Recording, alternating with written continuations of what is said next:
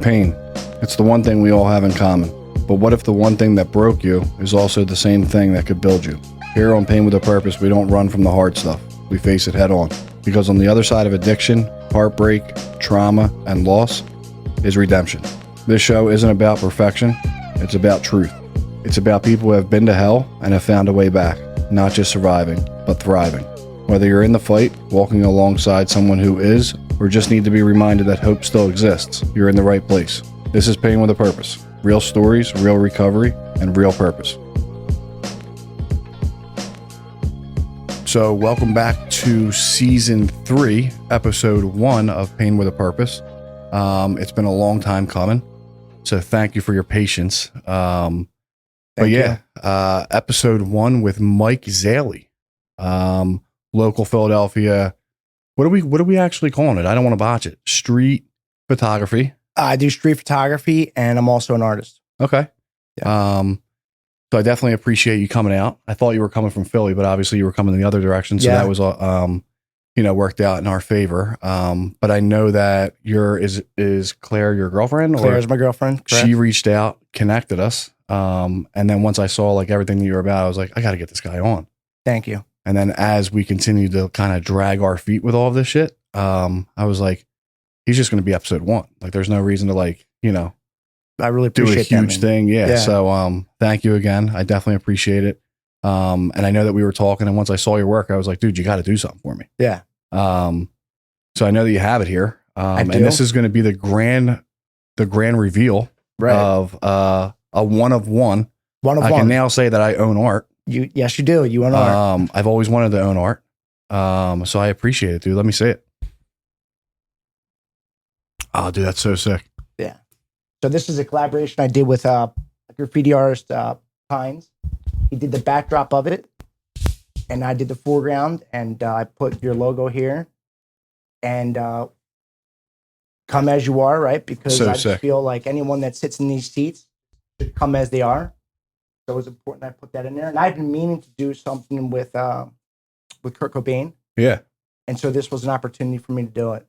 So dude, it's so sick. The Come As You Are, not only, right, like obviously great song. Yeah, but for sure. I mean, like that's what this whole thing's about. That's what it's about. Right? Like the whole, like there's a lot of recovery podcasts, there's a lot of like motivation podcasts, right? And you only hear the good stuff, right? That's it. I try at least to like show up exactly who I am. Yeah. Right. I don't try to paint a picture of like, me being something that I'm not, or me not having bad days, or me not fucking up. Right. Like this is like, recovery is great. And you can absolutely live a better life and have a very full life, but we're all fallible, right? We can all fuck up. Yeah. No doubt. Dude, this is huge. So this is literally, I mean, you already know this because like I gave you the hint, but like, so it's going to replace this. I appreciate that. I don't know if we're going to put this on top or whatever, but like, we'll find something else, dude, because like that was just like whatever, but this is phenomenal, dude. Yeah.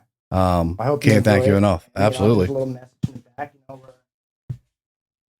for me, it's all about truth, right? So we are truth. Love that. Right? Love that. So, yeah. My man. Enjoy it. My man. So yeah, I mean, like, I know that you have a crazy story. There's obviously a reason why I was like, we need to get you on. So give me a little bit of background on like where you're from, like what happened. And like, we'll get into it. So I'm from Philadelphia, the Mayfair section of Philadelphia. My family was born there. Yeah, my family was born and raised there. My family has a local business in Philadelphia. So once that business got a little bigger, my family, we moved to Cherry Hill, New Jersey. Okay. When I was 13 years old. And I was very comfortable, right? Growing up in Philadelphia, you're on the street, you grew up with everyone on the street, and you knew everyone, right? So when I moved to Cherry Hill, it was very uncomfortable for me. Everything was so spread out, right? In Philly, you walk everywhere, right? You hang out. And so my family moved to Cherry Hill, New Jersey, and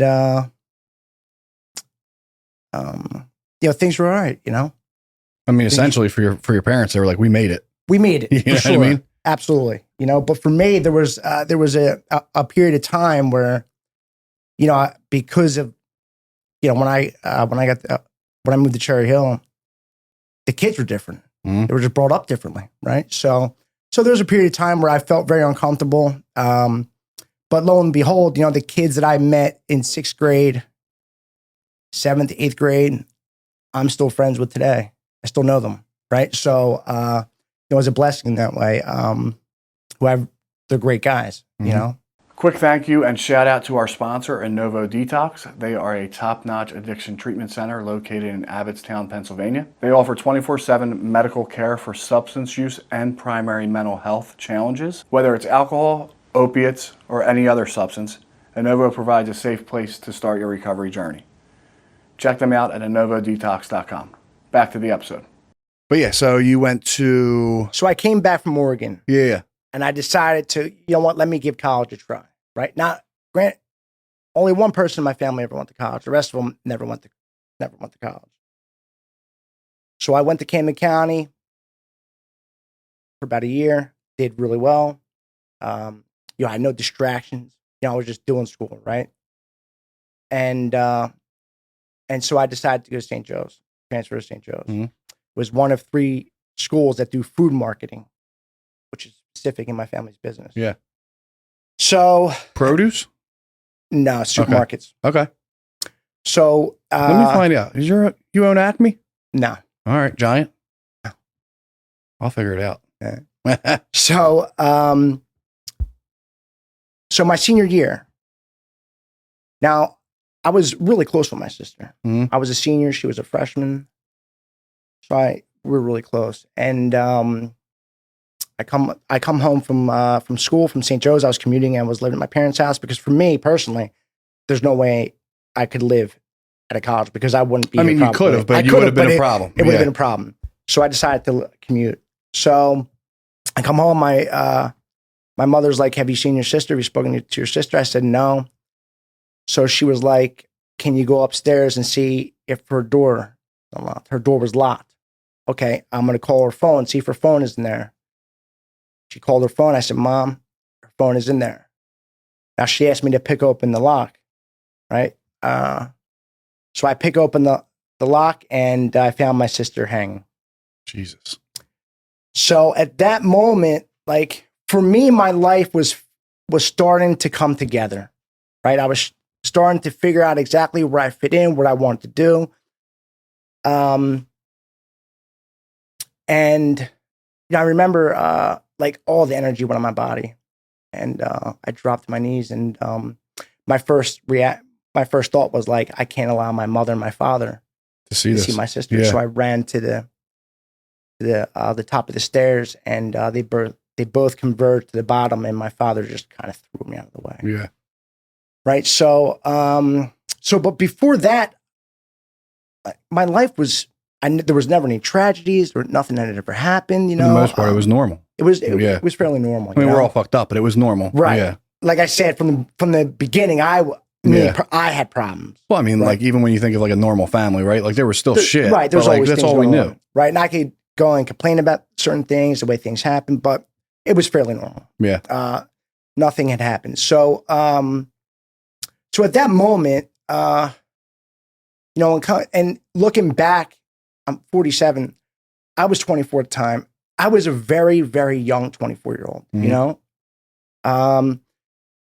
So, and to comprehend what I just saw and what I witnessed and to move forward and be able to heal to some degree I had no idea. No idea. Right? My mother, she grieved her way. My father grieved his way. My older brother grieved his way. And I grieved my way. And so at that moment, like my kind of life altered, where it was just kind of survival mode, the way I can describe it, right? So I was supposed to graduate in December. I found her in October. So they just kind of like let me go. Yeah. I graduated, and my plan was to get involved with my family business, but that just didn't happen because I started, there would be nights where I would be dreaming, and I would get up at like 3, 4 in the morning 5 in the morning. And I believed my sister was alive, and I would roam the house Yeah. looking for her. And then at some point I realized, like, well, you know, she's not here. Right. And then I would like start seeing her walk by. Right. So I was like, I have to get out of here. So I moved up to New York City. I had some friends who were doing modeling and all that kind of stuff up there. So I moved up to New York City. I got involved with all that, with modeling and doing that. And I was up there for about 4 or 5 years. And I was on the verge of killing myself. Mm-hmm. With the amount of cocaine and booze. I was going out 7 nights a week. People I was hanging out with, it just got really ugly. So I was like, I have to move home. Yeah. Now, I moved home and I had eye surgery. I'm 28 at the time. I was up there for about 4 years. Eye surgery. And they gave me Percocet. That was it. Life was fine Once, life was okay. Mm-hmm. But life was even better now. Mm-hmm. Right?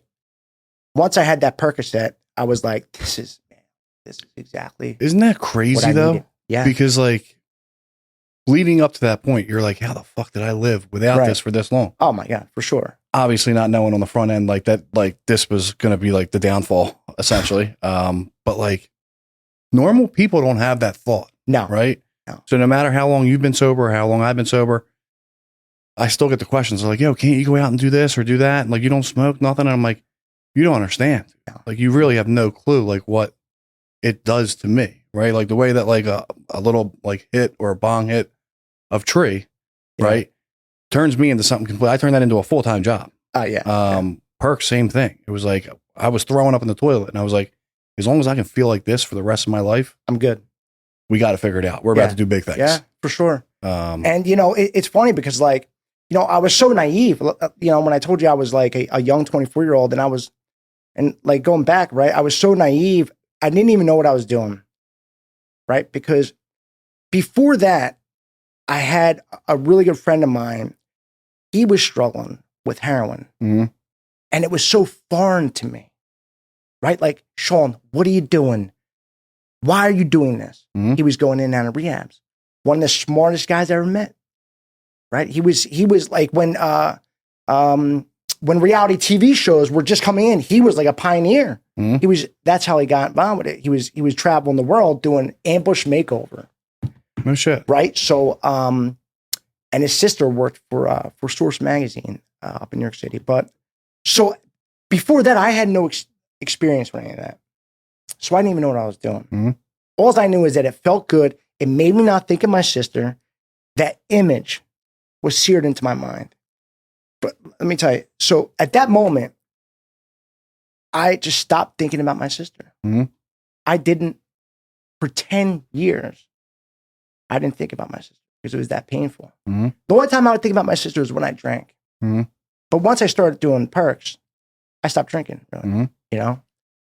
So after maybe, and then, you know, from the perks, right, the perk 5s, right, that escalated real quick. Mm-hmm. You know, I was doing the 10s and then so on and so forth. And then 30s. And before you know it, I had shady doctors and I was that had been going on for years. Well, you were getting it in when the times were good to get them in. They were like I was on the back end, right? Like we were paying astronomical amounts for these things. And it's like you were getting scripts for. I was getting scripts $4. Right. Yeah. And I was getting, and I was always trying to maneuver and figure out where where I'm getting, what doctor's doing what. Yep. Right. But so I was getting about $240 a month, and I had been doing that. I was doing that for years. Yeah. Right. Why would you stop? You know, like you didn't have to stop. Mm-hmm. Right. And I was always able to kind of function to some degree. Now, when I got back, I did get my family's business, but at that time it was a wreck. Yeah. Right. I was functioning, but I wasn't. So, in 2000, now we're in 2010 or whatever, and I had my son. And it's funny too, because I was maybe 6 rehabs in at that time. Mm-hmm. Right? I was going to rehab all the time. I had my son, and I remember my dad, he looked at me and he said, "Not even your son can get you sober." Mm-hmm. Like, what is wrong with you? And I was at loss. I had no idea. Why can I not stop, right? And I was slowly being introduced to the program, right? But even then, for me, it was like, how could this book help me? How could these people help me? Like, they don't know my pain, right? Always like being different, right? Yeah. You know, and slowly but surely, right? You pick up a needle, right? And I remember my son was about 2.5 years old, and I just started shooting, and I was going down the way, and a drug dealer said, "Yeah, I left my son in the back of the car," and he's like, a drug dealer's like, "You ever bring your son down here again, we're gonna have problems." Right? And for me, that was like, yep. you know, so nothing was off the table for me. You know, I was robbing my family. You know, I stole all of my sister's jewelry. I was stealing my mother's checks. I robbed astronomical amount of money. Everybody. Yep. Right. And finally, so at some point, I eventually went to State Road. What's CFCF? CFC. Yeah. No, I was in the House of Corrections, and yeah, and there was one other one, the House of Corrections, and yeah. So anyway, I was at the House of Corrections, and I was there for about 4 months, and I received a letter saying that I had lost custody of my son, and the mother of my son was with a suspicious character. And she made her way to, you know, I had introduced her to someone in Kensington, and now she was down there. So I guess, so I eventually get out. I lost custody of my son. My son's mother was not doing very well. I lost all my possessions were in a storage unit because we were about to move. A storage unit never got paid. So when I got out of jail, I got out with nothing. At 35 years old, you got out with the stuff that you went in with. The stuff I went in with, because when I got out, I had, you know, and you probably put on some weight while you were in there, so none of this shit really fit anymore. None of it fit, dude. It's funny because I got big. Yeah, I did. And the only person that would, you know, my father picked me up from Northeast Philadelphia, not far from my family's store, and he let me back in his house. And so I had a bright idea. Let me go down the way and look for my son's mother. And I was sneaking, you know, out of the house. My dad go to work. My mom was sick at the time. And my goal was to help my son's mother, but I eventually picked up again, right? And so I guess, so I relapsed, and I was supposed to go to court, get my son back, go to these.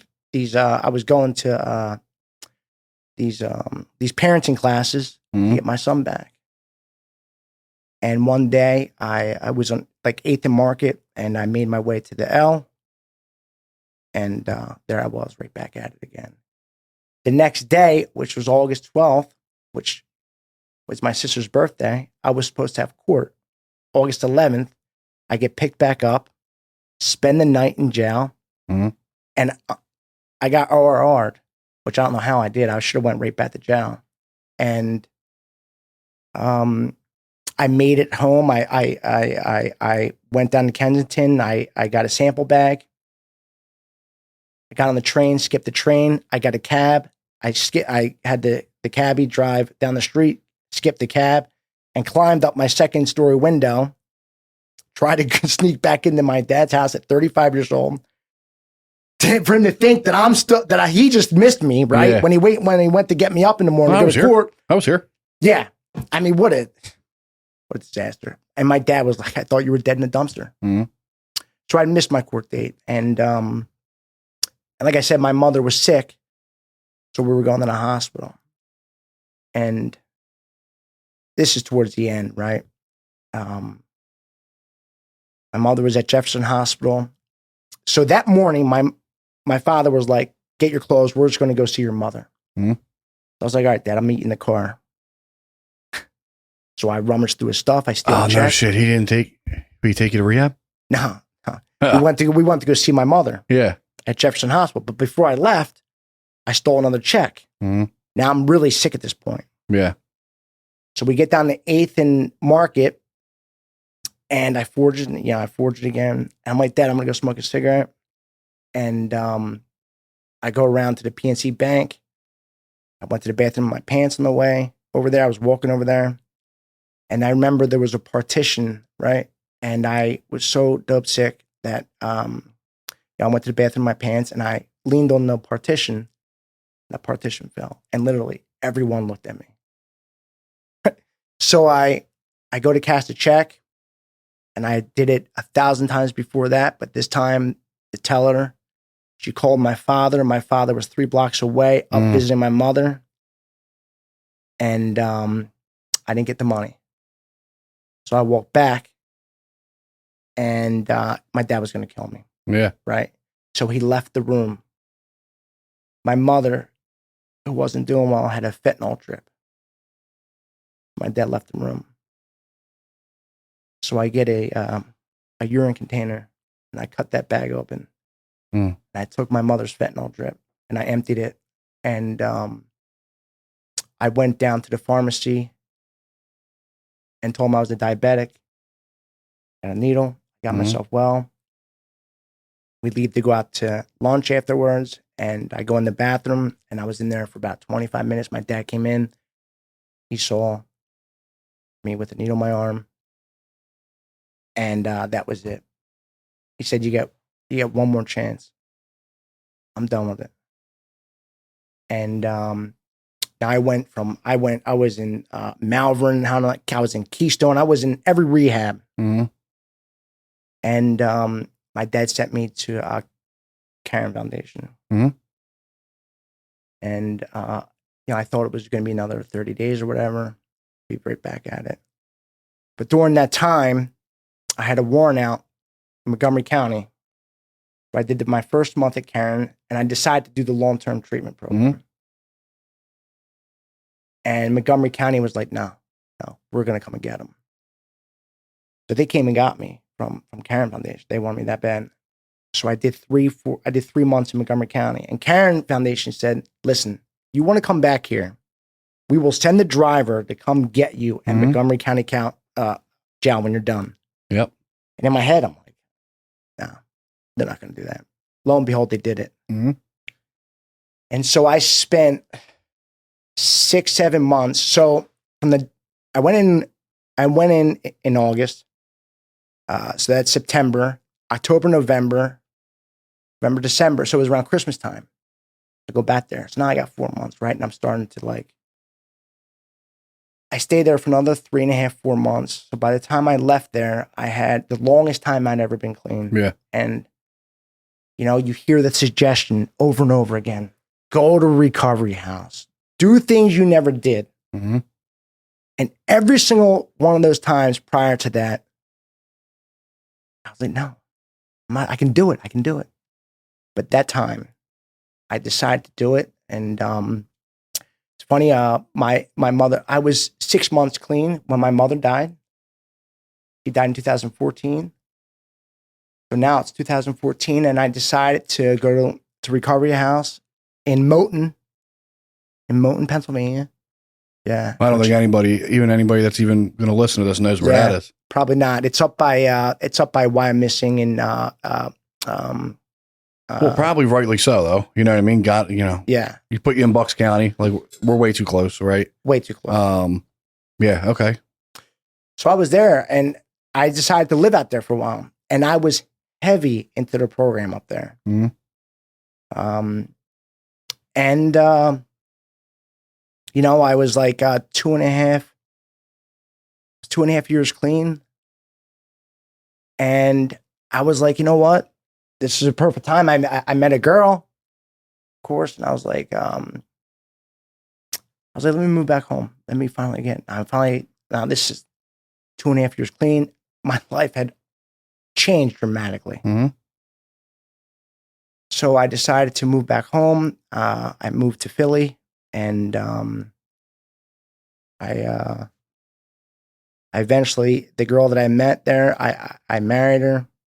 We lived in Center City, and not long after I married her, this is in 2017, about to be 2018, almost 5 years. Mm-hmm. Now, you know what's funny? Everyone that I was close with up in Reading was like, the first thing you do when you move, go to a meeting. Mm-hmm. Go to a meeting. You're like, I'll go tomorrow. Right. Or it's too clicky. Mm-hmm. I don't like it. That was my big thing. I remember saying I would go to 19th and Walnut. Mm-hmm.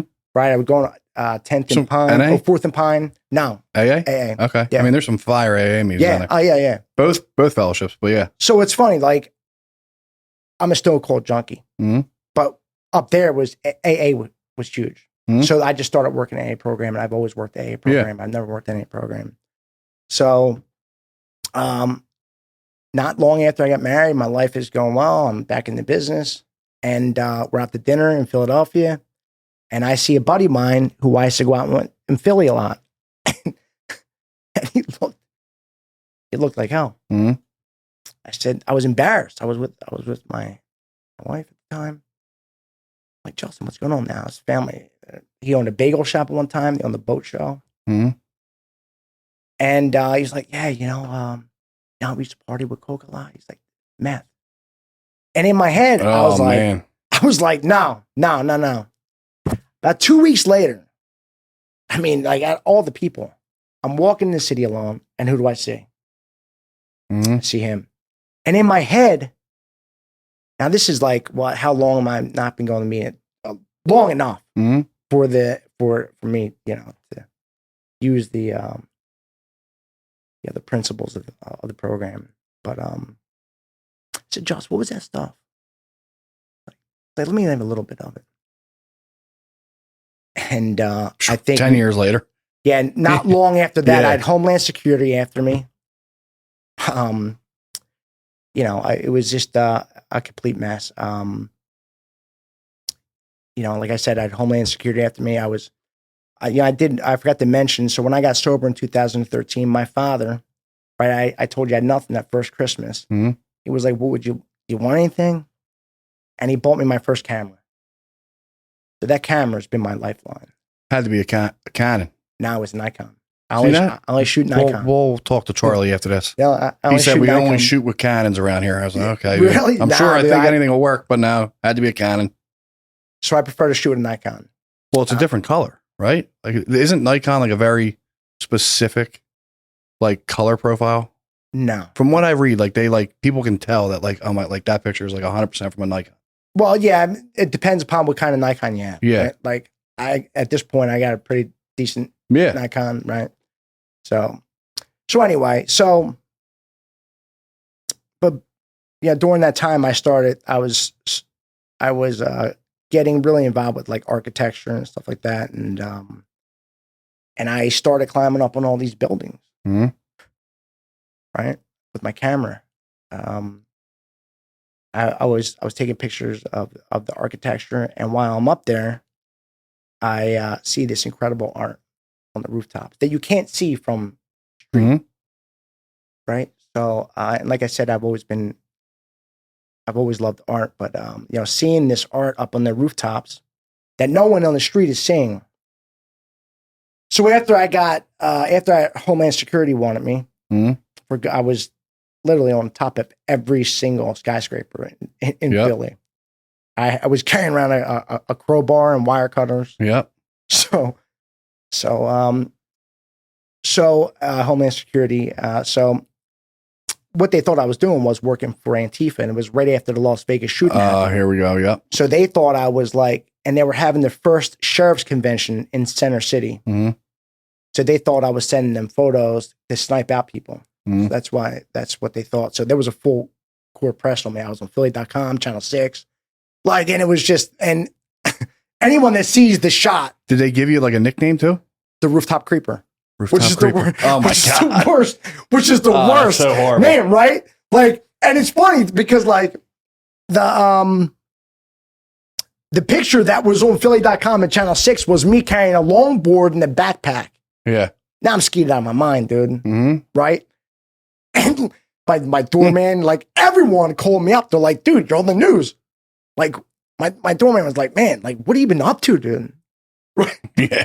Right? Like, what are you up to? And I'd be quite frank, like, you know, I was at that time, I was getting so, so kind of funny because I was actually, when I found out that I was wanted by Homeland Security, I was at City Hall speaking out against the soda tax in City Hall. And I was speaking in front of like everyone. Mm-hmm.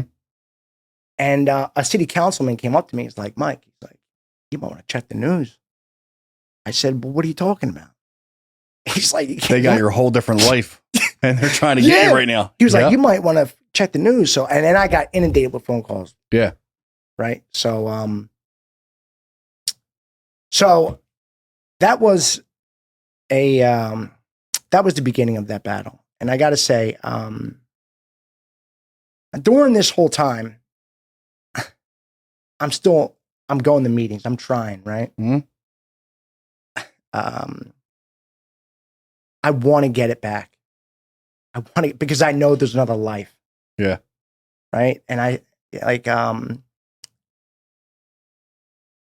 there's nothing worse than going to a meeting when you know you're high, thinking, but deep down knowing everyone there knows what you're up to, but living this like, just can't get honest with yourself. I just can't get honest with myself. Right. So, you know, that took me to with my meth addiction, it was, that I have to tell you, towards the end, I thought about suicide so much and so often, that I even wrote my son a note. I have a 14-year-old son now. You know, because I just, knowing what I had gone through with my sister, that to me was becoming my best option. Yeah. Was suicide. And for whatever reason, I think, you know, my father was still alive, and I decided, you know, I just, for whatever reason, didn't do it. But, you know, I thank God for the Ashland Men's Group in South Jersey. There's a group of guys there. If anyone wants, it's the greatest home group in the world. The greatest guys in the world. Those guys showed me that camaraderie, a different way of life. They gave me love when I couldn't love myself, man. You know? So, you know, and even though, you know, so at some point, I get remarried. I'm going to backtrack a little bit. I get remarried, and it was a very unhealthy marriage. So about a little over a year ago, I met my girlfriend Claire, who has been nothing but the greatest thing in my life. Like unconditional love, and just has shown me support. And I mean, I'll tell you what, dude, if it wasn't for your girlfriend, Claire, like because I'm a space cadet, I'm doing like a million different things at any given time. I would have completely forgot that, like, one, we were doing an episode, two, that we had even connected. Right. Yeah. So like without her, right. Like she was like, hey, you know, and I'm like, shit. Yeah, you're right. I do want this. You know what I mean? Cause like we had talked about like the custom piece. Right. Right. Yeah. She's like, she might have a real future in sales. I think she definitely will. Yeah, she does. You know, I mean, she's been the greatest thing. You know, love. You know, like, you know, there's the guys in her program I love and that have shown me unconditional love. But Claire's just you know, when I'm down, you know, I'm still. There's days where I don't think I'm good enough. You know, my art's not good enough, or this or that. You know. She's always right there for me, and you know, she's the best. She's the best. ever. So, but my art has given me purpose, speaking, and it's something that I always wanted to do. If it wasn't for the family business, that's what I would have done. Mm-hmm. Graphic design, something like that. Yeah. So, my passion for shooting graffiti artists at some point gave me the courage and the willingness to give my own art a try. Yeah. And I know I'm kind of going all over the place right now, but no, it's fine. Because I was telling Charlie, the guy that like helps me out with the whole setup here and everything like that. Mhm.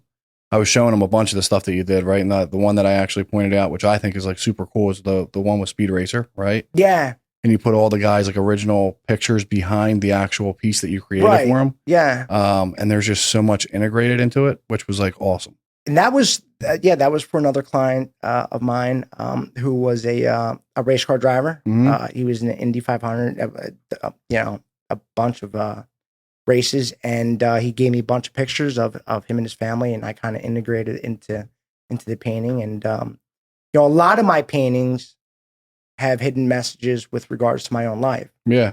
Like that painting there. Mm-hmm. There's something about my life in that painting that I'll tell you what it is. I had my sister's birthday on there. I love that, dude. That's awesome. Yeah. So like I always put something in my life into my paintings, whether it's something personal or, so. That's actually really, really cool. So, I mean, like the piece is like phenomenal regardless, right? But now that I know that, and it'll be like the centerpiece of this whole episode, right? Or like the whole, podcast. Every episode, your sister's there. Yeah. That's pretty awesome. So it's right by the parental advisory. I saw that. What is it? 80? What is it? 82? Yeah. Yeah. So I put that there. So, I love that. Yeah. So I always tend to do that. In my earlier work, there's a lot of hidden messages about my life and about things I put in my life. But yeah. So we're moving forward. We got the website up, which Claire helped out with. Mm-hmm. That was something that I always wanted to do, but was always chasing my own tail. And well, also that self-doubt too, right? I can't tell you, even with this whole, new journey that I'm on with podcasting, like I don't like, as much as people might think otherwise, like I truly hate being in front of a camera. But like the cool thing is like really it's just a conversation, but there's so much self-doubt that goes into it. Mm-hmm. And if it wasn't for like really leaning on people like Charlie, the guy that helps me, right? Like I'd be stuck on the first episode. Like we would have never made it out. So like we need people like that in our life. Much like recovery, right? Like there's days where I have fucking bad days and people know that when I'm off and whatever it is. And I still to this day, right? Like there's always going to be people in our lives that are going to be like, you could be doing more over here. You could be doing more over there. You could be, my head's telling me that anyway. Right. But like when it comes to like 12-step fellowships, whatever it is, I have a very full life today. So like, I don't get to go to 90 and 90 all the time. Right. But I still have people in my life that are like, yo, dude, you've been off. Like, are you okay? And depending on how I react, like, I'm like, if someone asks me like, yo, are you okay? And I'm like, what the fuck do you mean? Right. Turns out I'm usually not okay. You're not all right. And I need people like that in my life that are not afraid to call me out or call a spade a spade. It's so important. It really is, man. Yeah. To have someone redirect me, and that's why it's like, listen, like my whole motto and like I love people, right? And my whole thing is like spreading love, right? And relationships are very important to me. Like, Claire, she's like, you're always on the phone with someone, always, and it's the truth, right? Because like usually, like my first thought with just about every aspect of my life is wrong. Oh yeah, it's wrong, dude. It's our default setting. It's right. So like the guys I speak to, whether it be them, whether it be her, always redirect me, right? Like they just have to and like I know that about myself today, right? Like I know that like usually my first thought about a situation is the wrong thought. Yep. Right. I always go back to the Seinfeld episode, right? Remember the Seinfeld episode, George Costanza? Dude, I gotta watch Seinfeld because Dude, I've you really never do. I've never You never watched watched it. it? No, and people reference it all the time. And usually there's actually, if people want to go back and fact check me, I've lied before. Where people are like, yo, you know the Seinfeld? I'm like, yup. Oh, right. I've never watched Never Seinfeld watched a day in it? my life. Dude, it's the But best. that's my default setting, right? Immediately. Right. And I'm just being honest right now, where it's like, I literally, without even thinking about it, you'll be like, yeah, no, yup. I Yeah, know exactly absolutely. what we're talking about. That's funny. But yeah, no, never seen it. That's funny. Yeah. So Costanza, right? His first thought was always so wrong. So he did the opposite of what, and his life dramatically got better, right? From that, not going on his first thought, and doing the complete opposite. And that's what people do for me, right? Is help me and guide me.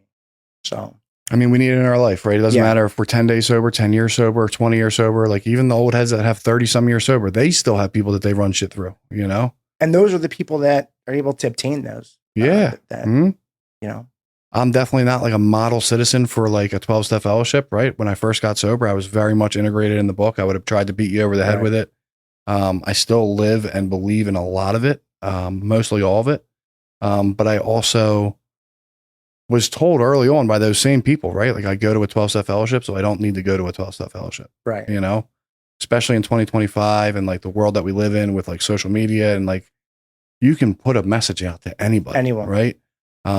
As much as like this isn't like a meeting for me, right? But like when people reach out like afterwards and they're like, yo, dude, I needed that.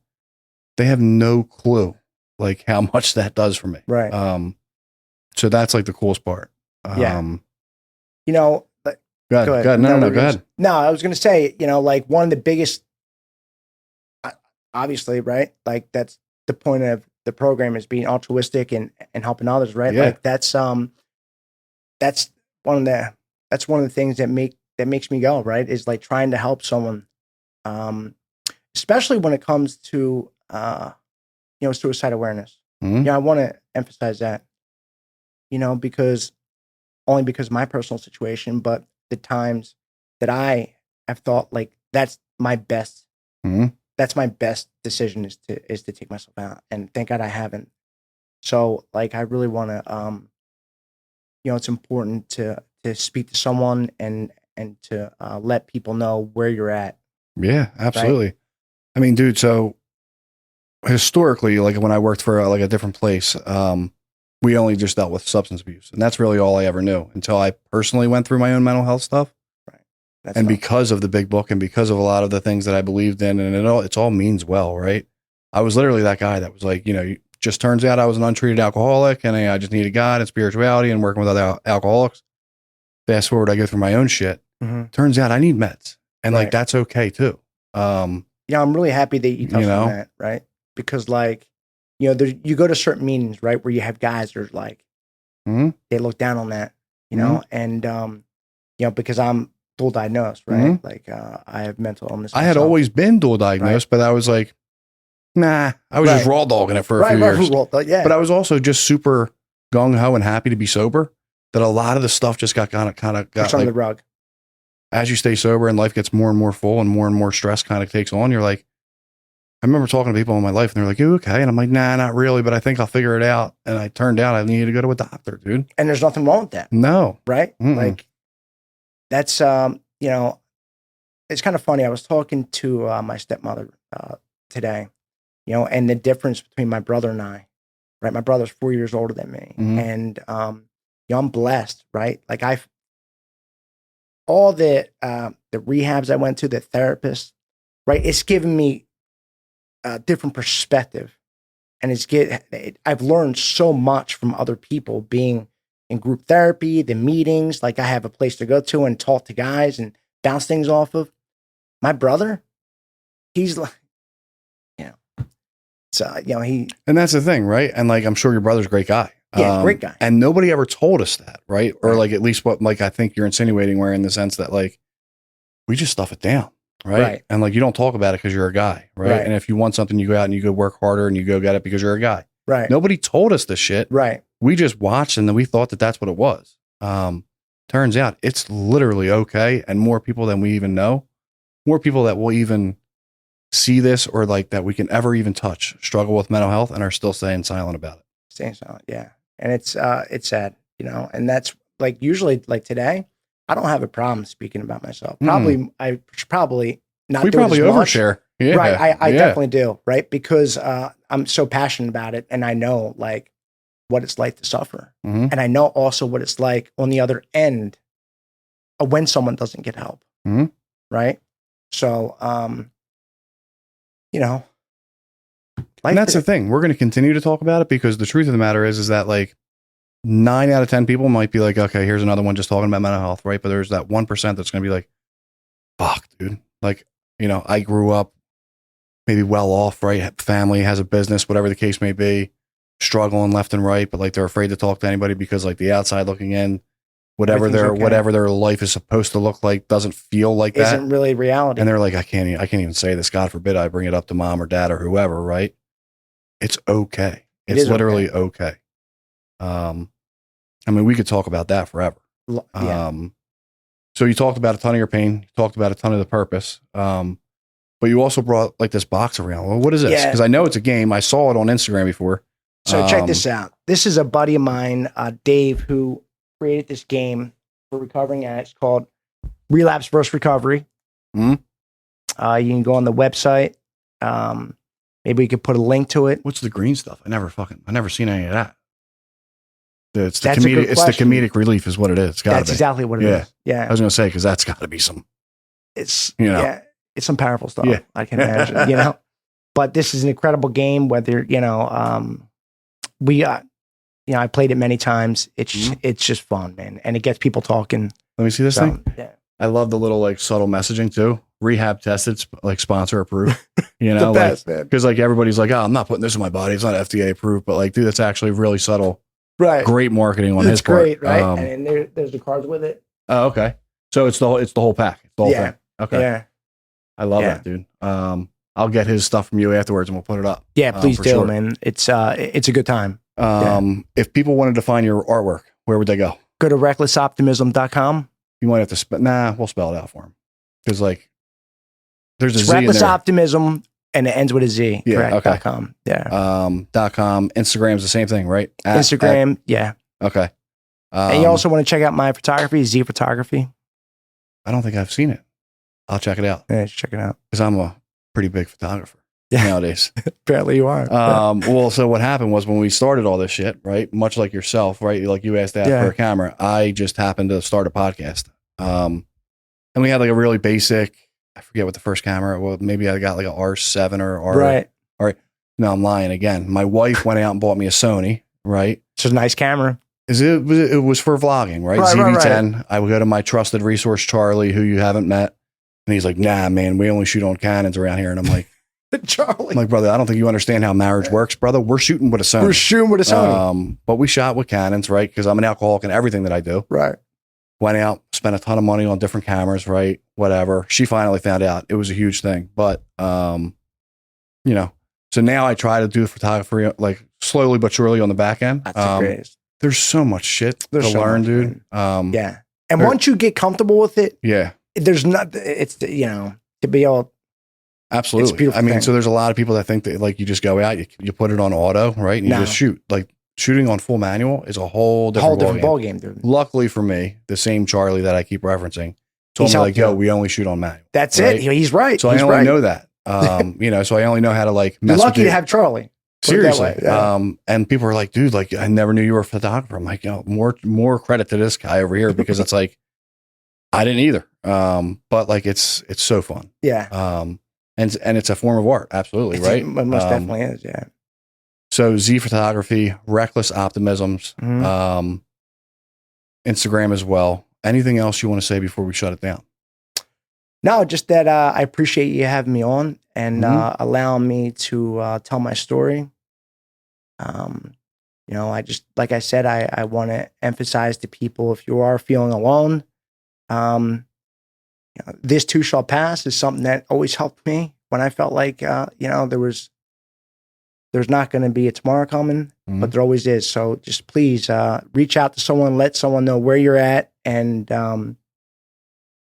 you'll be okay. Yeah. Love it, man. And spread love. Love that. Gotta we spread definitely love, need more man. of that. Yeah. Especially in this day and age. Yeah. There's a lot of hate out there. still a lot of like hate for people like us too. Like, you know what I mean? Like when you were, my main thought when you were talking about like the story about mom, right? When she was in there and you cut the bag, you know, you got, well, essentially you did what we did, right? You did what we do. A normal person never would even be able to like calculate that in their mind, right? To be able to figure that out. Right. For us, we're just like, take a little bit out of here. I'll go down there. I'll tell them I'm diabetic. I'll get it all together. You know what I mean? And like, that's just with like 20 seconds of dad walking out of the room. 20 seconds. Yeah. You want to tell me that that's not a sickness? Like that's not a mental illness. You want to tell me that I woke up and I figured that out and I wanted to do that. Nobody ever wants to do that. And that's like why I'm so passionate about it. Right. Because it's like, you know, yeah, I wanted that, you know, I thank you, man, for having this platform and giving people an opportunity to see another side and just someone's story.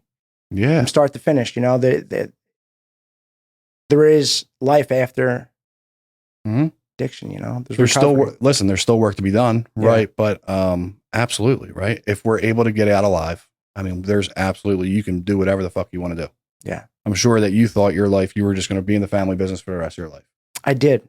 Now you're making full on fucking, when you showed me the painting, I was like, that thing's fucking huge. Yeah.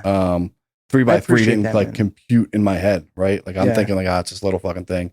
That's a big piece. Yeah. It's nice. I like it. You know, and like, again, like I played sports my whole life, right? I had like my own thoughts on like artists and like people that like played instruments growing up. And there was a photography class in high school. I was like, well, those guys over there. Now I'm fucking walking around the city with a camera. You're one of those guys. And I'm like, you know what? Fuck what anybody thinks, right? Because like it kind of brings me peace. And you're happy. Yeah. And that's all that matters. And it's very therapeutic. It is.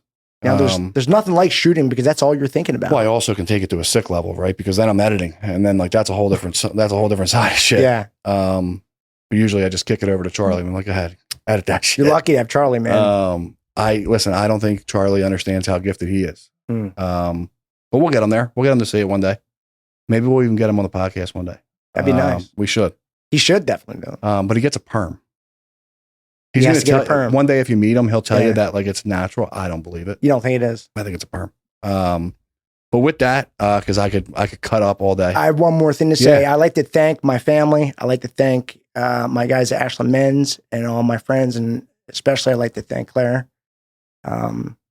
She's the best. So, yeah, man. Well, I definitely appreciate you coming out again. God bless you, man.